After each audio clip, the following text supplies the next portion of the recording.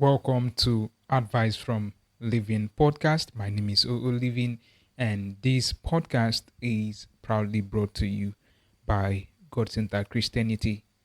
In today's episode of the podcast, I'm going to be answering a question that is so crucial to our lives. And the question is about the meaning of life or how to maximize our lives. One of the one of the things or the questions we have always asked as human beings is how can we make the most of our lives? How can we make the most of our days? Now, the question is, what if you had just one day to live? We know we don't have an eternity of time to do those things we ought to do. Time is short, life is short, and we know that already. But it's shorter than we think we know. Here is some statistic that would make you think. If you live for 70 years, you live for 25,500 days. Or if you live for 80 years, you live for 29,200 days. You know how many days you've lived by multiplying your current age, with the number of days within a year. Do the math now to know how many days you have lived up to this point. Now, think about it like this.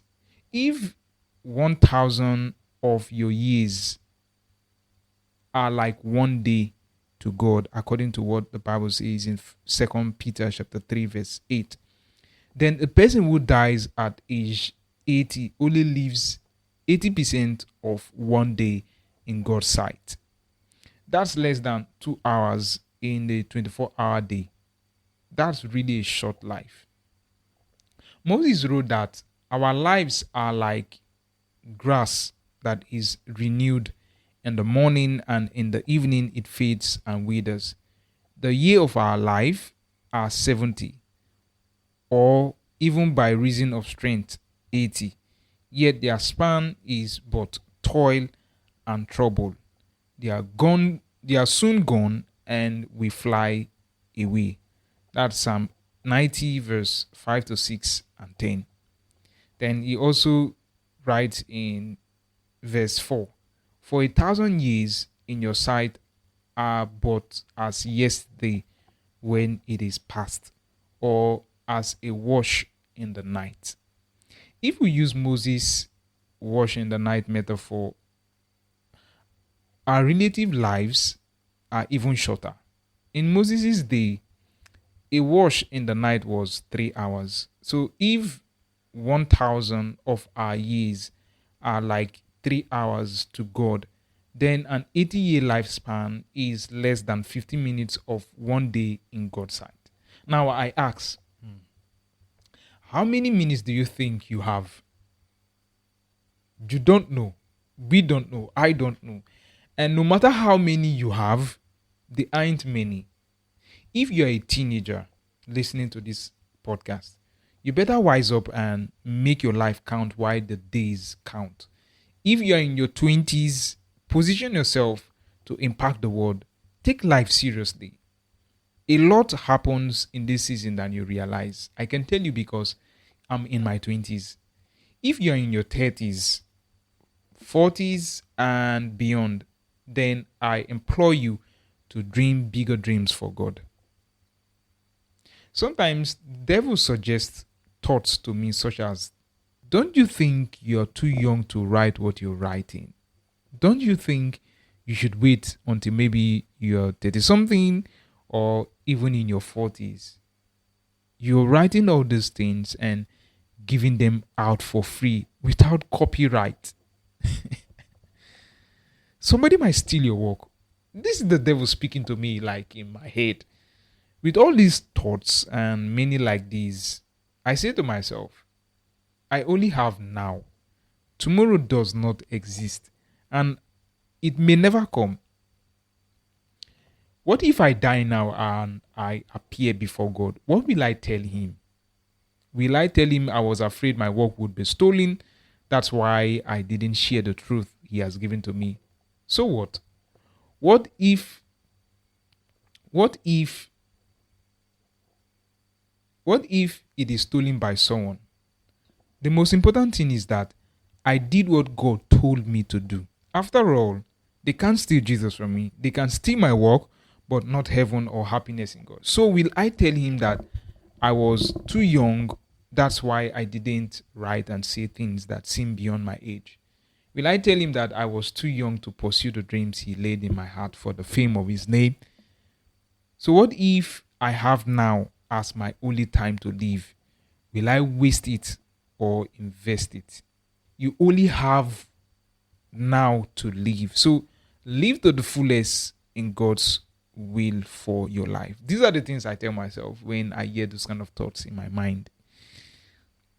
When you get up in the morning and you face the day, what do you say to yourself or think about your hope for the day?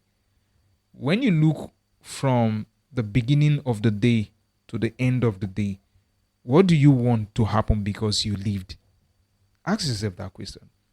If you say, these things don't even come to my mind, I just get up and do what I have to do, I just get up, I just wake up, then you're cutting yourself up from a basic means of grace and a source of guidance and strength and fruitfulness and joy. It is clear in the Bible that God means for us to aim consciously at something significant in our days. We can only find true purpose in the everyday when we see that our faith and our lives are interlocked. It doesn't matter who you are or what you do. God's revealed will for you is that when you get up in the morning, you don't drift aimlessly through the day, letting mere circumstances alone dictate what you do, but that you aim at something, that you focus on a certain kind of purpose. Aimlessness is a vice to every human society. Aimlessness is synonymous with lifelessness. Don't say you're passing time. Time is your life. Passing time is passing your life. God did not create us in his image to be aimless, like lifeless leaf blown around in the backyard of life. No, no, no. He created us to be purposeful, to have a focus and an aim for all our days. What is yours today? What is yours today? Live with all your might for it as long as you live. If you live in the now, if you live in the present, you'll be more futuristic than ever. Since tomorrow will always become today when it comes, live in the way when tomorrow becomes today. You won't regret you lived the way you did. My advice concerning what to do to live a purposeful life is this: don't waste your life. Think on this verse. So then, whether you eat or drink or whatever you do all for the honor and glory of God. 1 Corinthians chapter 10, verse 31.